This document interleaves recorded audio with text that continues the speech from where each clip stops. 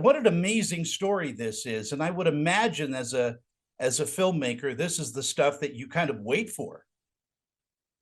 It is for me, especially. It is a dream story because I grew up desperately wanting to be an astronaut when I became an adult. And I don't think that's a rare dream for a lot of kids, but it clearly didn't work out for me because we're here talking about a film.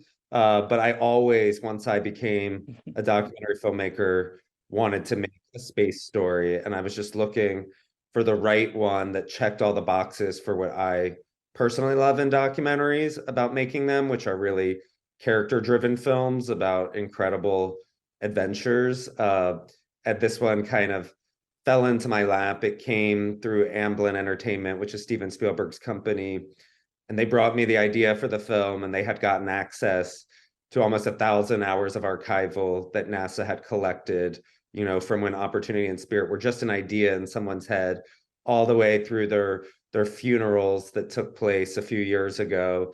And it was just such a beautiful, hopeful, heartfelt story with all of the building blocks of what I think makes a great documentary. So I said, sign me up right away. And you were right. This is such a character-driven piece because Opportunity and Spirit were real characters in this. I mean, they literally give you the feeling that they're alive. They do, and that's not by accident. NASA designed them in a way where they feel alive. These geologists working on these missions would die to go to Mars if they could go themselves, but we don't have a way to get a human being safely to Mars yet, and we especially don't have a way, even if we can land a human being on Mars, to get a human being off of Mars. But through all of these technological marvels, we have figured out a way to land this traveling box of wires. And so they are designed with human-like characteristics because they are exploring Mars for us. So they need 20/20 vision with a set of eyes, and they need an arm that can take measurements and drill, and they need to be able to travel. So they have wheels to get them around. And they were designed in that way to be human-like, but they were also designed to be lovable and to be adorable. And that's not by accident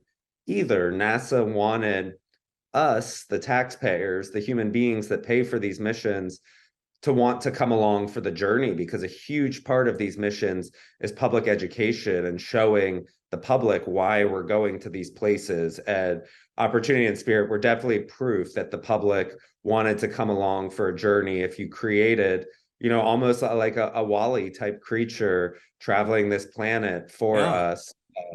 And so, it was a real education in that way, as well, in the emotional attachment that people can create toward a robot.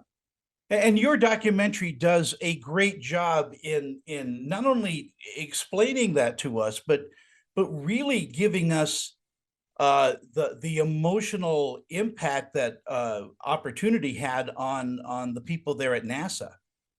Yeah, I mean, this was a rover that was only supposed to last for 90 sols. If a sol is a Martian day, if they could even land the rovers on Mars. The two previous missions had crash landed into Mars and had been massive public humiliating failures for NASA. So the odds were already stacked against them that they could even land these twin sisters on Mars, which they did do successfully, in a very scary and violent way. Both of these rovers landed in January of 2004. But once they sort of hatched out of their cocoon, the lifespan was thought to be 90 days.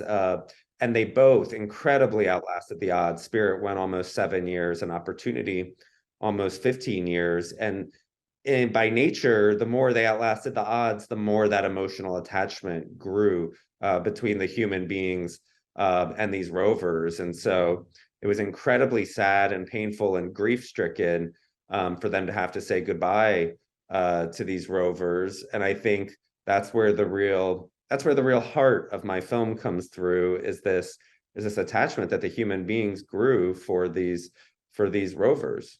It's such an incredible story, as I said, and congratulations on all of the accolades you're getting for this film. I'm smelling gold. It's it's going to happen. This is my favorite documentary of the year, and again, it's such an honor to talk to you, Ryan. No, my pleasure. Thank you for taking the time.